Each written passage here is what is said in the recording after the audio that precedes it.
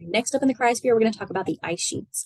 Ice sheets are huge masses of ice that cover entire continents, right? So this is the two biggest ones are the Greenland ice sheet and the Arctic or the Antarctic ice sheet.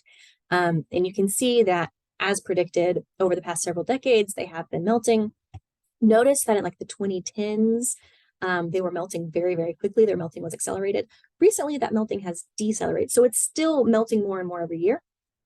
But the rate at which that melt is increasing is slowing down, which is a good sign. So as of 2020, 7,500 gigatons of ice had been lost from the polar ice caps. That's a huge number. So to put this into perspective, I did a little bit of math. So if we were to cover the entire state of Georgia and all of the polar ice cap ice that had melted, the entirety of Georgia would be covered in almost 175 feet of ice. That's basically a 13-story building, right? That's a lot of ice to be melting and going into the ocean, right?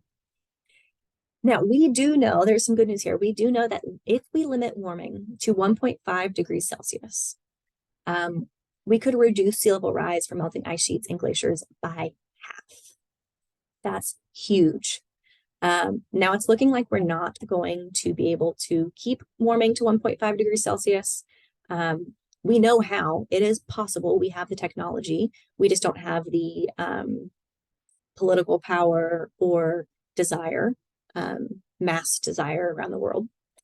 So we're probably not going to limit it to half, but it is relieving to know that we could and we have that technology and we will limit it. Maybe not by half, but we will limit it.